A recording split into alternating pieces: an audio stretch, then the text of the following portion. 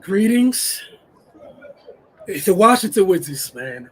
Cardell Dudley Jr. here again. We spoke with them pregame. You shared some of those keys, man. You go ahead and comment on a couple of those things. I'm gonna bring Ray onto the screen while you do just that. Some of the things you said to beware of literally happened. So, hey, man, the floor is yours. But the Nets snapped their losing streak. You had two teams coming in at 1-11. Two teams on losing streaks.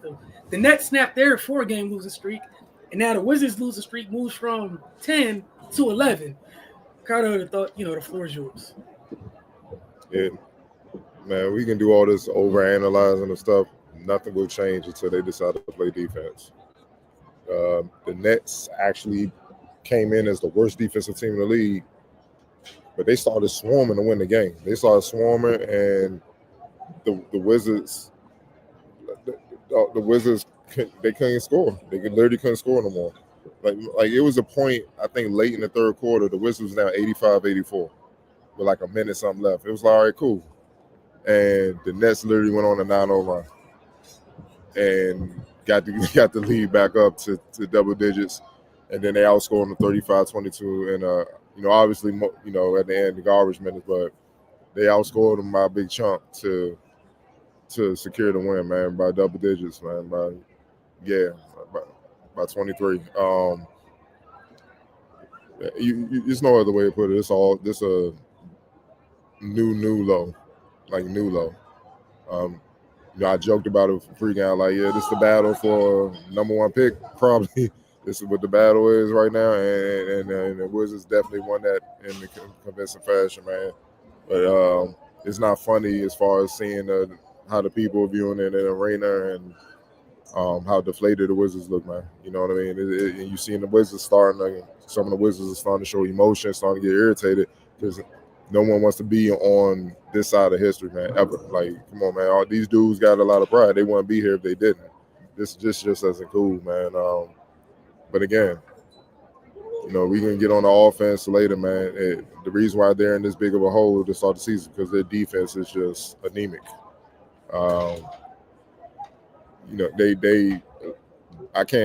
There were countless times, especially Michael Porter, where they just was beating them backdoor cuts. Dudes would just fall asleep, looking at the ball, and they would just cut back door. I can't tell you how many times I saw Michael Porter get the ball point blank range in front of the rim wide open.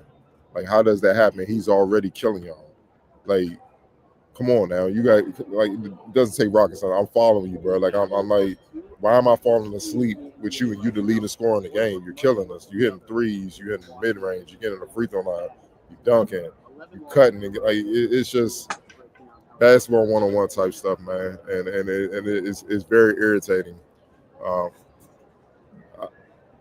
I'm never going to get with people saying that the league is just so advanced with the off-ball movement and the sets and stuff, the spacing, that it can't be defended. No, a lot of these dudes are just bad defenders. They don't have a clue. They're lazy. They're not disciplined. They don't rotate with purpose. They're not efficient with their rotations. They're not efficient on the ball. They get held up on screens. They don't know how to defend one pass away, two passes away, three passes away.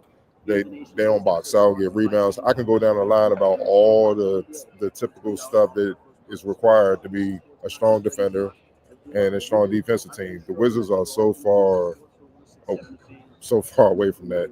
It's not even funny. And it's like, when are they just going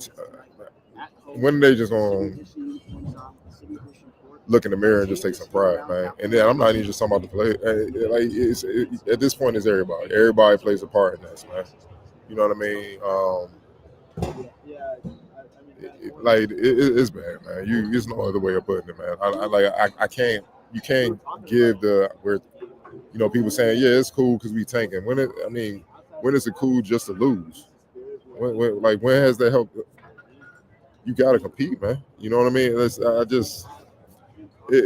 bad, man. Just watching this, man. It was bad. Y'all tell me. I'm asking y'all, man. If y'all were play on this team, how would y'all feel right now? Like, real honestly, like, be real. Like, how would y'all feel? I really have no words because it's the defense. We can do all that. Look, man, Brooklyn's bench outscored them 51-31. We can go down the line. I can look at a bunch of stuff, man. Out rebounding on 44, 33, points off turnovers. I mean, the Wizards actually won that. They didn't even turn the ball over and still lost by 23. That's like, I mean, damn. You know what I'm saying? It's just the Nets shooting splits 53, 41, 80. No resistance, man. So I'm saying, like, how do y'all feel? If y'all was a player, how would y'all feel? It'd be uncomfortable in that locker room. I'm not showing up to work every day for this. Yeah, man, I can't do it. That's all. I really will say. Defense, bro. I don't really know what to say no more, man. It's that bad. Like, I can't even. Well, Keyshawn George, he had a strong night, 29, 9 to 16, 6 and 5. CJ 17 and 3, 6 and 12, 50%. Outside of that, ain't much else positive I can point to, man. It ain't much else positive. I don't want to hear. Look, we've been hearing that for honestly since Wall left. Let's call it what it is. I know this isn't the same regime; it's a different regime. Been hearing since Wall left. Yo, we rebuilding. We're rebuilding. You had Bill, that ain't work. You got rid of that. Come on, man. When Wall leave? 2019, 2018, 2019, when they let him go. It's getting close to 10 years. It's getting close to 10 years of rebuilding, and this.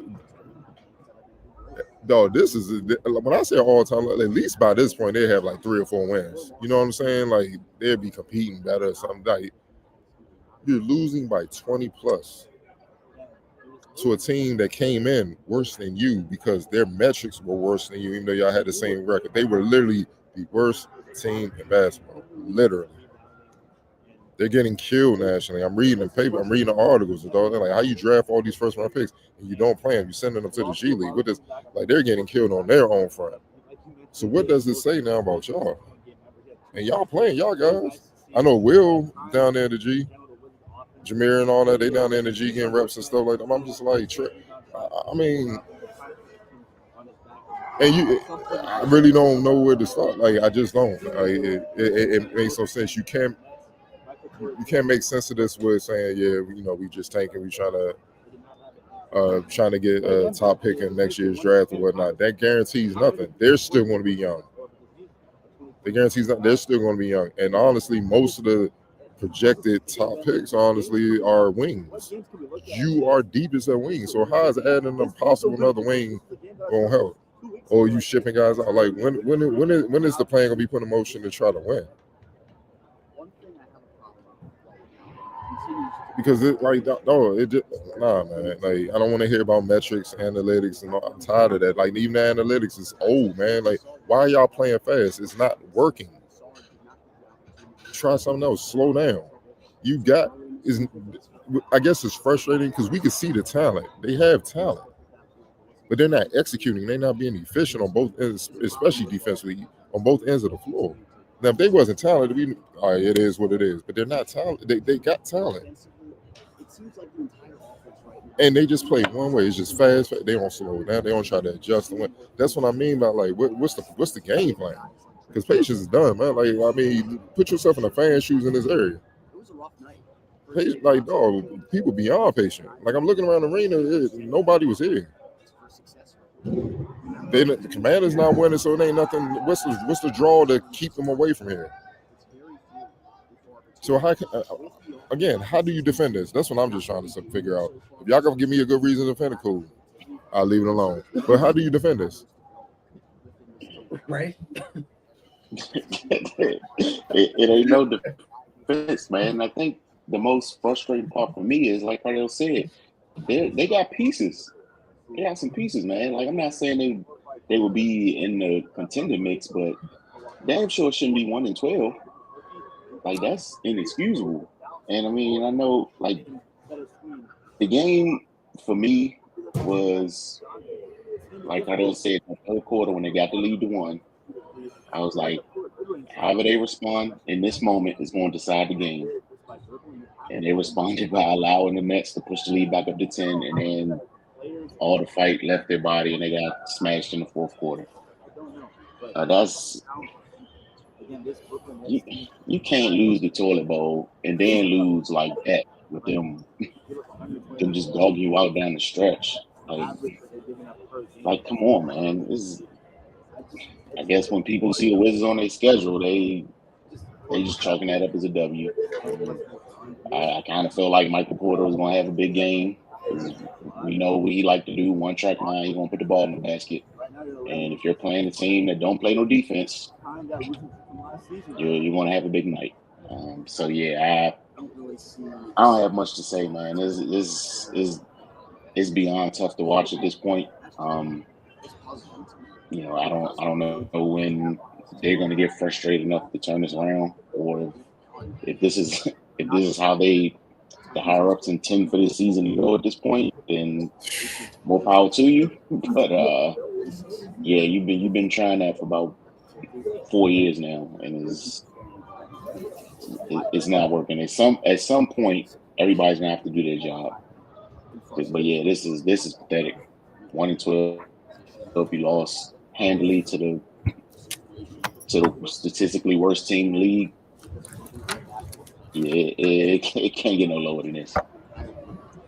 Yeah, I don't have much to add. And the other thing is the now 2-11 Nets were missing, like Cam Thomas. Like they were missing a significant chunk of their offense, which again, like this is what makes this that much more laughable. Or, you know, adding insult to injury, however you want to put it. Like they were missing like their like one of their big guns. Again, like Cardell, to your point, all I've seen regarding the Nets this year is your whole draft class is in the G League. Now the Wizards have entered the conversation. You have now entered the conversation with now the intention that you're going to garner for all the wrong reasons is this. People who weren't paying you any mind, now this is going to be what, you know, this is the invitation. Because I can only imagine, you know, all the talking folks that are going to all of a sudden, this is going to be something to talk about because you just had two of the worst teams playing each other. There was whoever lost this game, you lost more than the game. And it happened to be the Wizards. Both of you came in 1-11. Both of you going through a rebuild, you know, your versus rebuild, what have you. There was never going to be much positive to say about whoever lost this game. There just wasn't. And with you guys, the most maddening part is not only do they have talent, but I would even find a way to kind of like be okay if they were competing their ass off and then they just kept coming up short. I could maybe kind of process. I'll say this. It would be easier for me to process. The fact that how I could think of like multiple times, like coming out of halftime, some of the broadcasts, you know, the quick little conversation with the assistant coaches, whatever, talk about effort. I'm sick of like that shouldn't be a thing we should be continually hearing. Like the fact that you're this young of a team and that's routine, like that's an evergreen issue.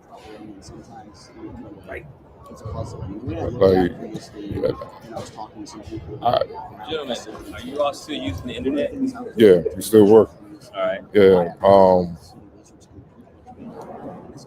I mean, me personally, it would be, if I was on the team, it would be reports of a brawl. Like, I can't take this. Like, you can't, I can't take it. I can't take just the losing or not even the effort, like the lack of defense. Like, all right, man, we got to cut this shit out. Like, for people that are cool with tanking, because they like, yeah, maybe we can get a good draft pick and stuff, like the people that back that up, you know what I'm saying? Like, yeah, and that's the other thing. Yeah, that's in the air. So you're looking at, come on, man. You understand what I'm saying? Like, okay,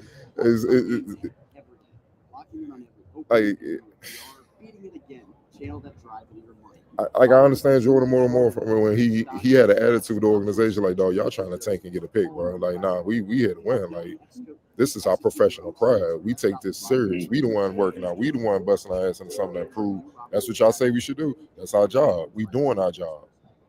And it's in a sense, it's like you're undercutting my ability to do my job. Because what am I sweating for in the summer, busting for in the summer, if this is what it's going to be? And like you have to ask yourself that. And I'm not just talking about the Wizards. I'm talking about any team that's purposely lose. Like that's just malpractice. Like if it's gonna be like that, all right, cool. Tell the fans so let them come in free. Why waste money? You see what I'm saying? Like you can't keep playing these like. And then it's think about it from an athlete's point of the life of an athlete. You only get so much time to be a pro athlete, be in the league, and you don't know when that time is up. You want to spend the first quarter of your career, if you're fortunate enough to play a long time, 10 plus years, you want that to be about tanking and losing a bunch of games. Oh man, like this is very tough to watch because you seen it. Oh, it was times the Nets was looking like OKC out here on defense, just swarming. Like that run that went on the Brooklyn Nets went on at the end of it was a 9-0 run. The Wizards were down one. They was making a comeback. They did not score. The Nets buckled down. They did not score. And then it was over. So it's like, okay, you can't stop anybody. So what? This is the point of me. I always say about defense should be the emphasis. It's always priority. When your offense goes, which it will during the course of a game, you're going to need your defense to sustain you. But if you don't play any defense, how are you going to stay close? So every team coming in knows, look, they don't play no defense. All we need to do is just keep plugging away. Even when our offense goes, we hold steady on defense. Eventually, we're going to give them the knockout blow, basically, with a knockout blow run. And that's what it is. You see what I'm saying? So it's just ridiculous, man. And now it's at that point now where a team like we do not want to be that team that loses to the Wizards. So they're gonna be playing like it's a playoff game to make sure that don't happen, though. You know what I'm saying? So yeah, it's bad, man. I really don't. All right. Look, there's no reason to continue to dwell on this. There's none. It's hard enough to put words to it. That is now 11 consecutive games, and as you said, that's something to keep in mind. Everyone take some much needed rest, a much needed break from them for a couple of days, and then they're on the road on Wednesday against Minnesota. And like you said, do you want to be the team? And that's just being honest. Like looking at it, if you're Minnesota,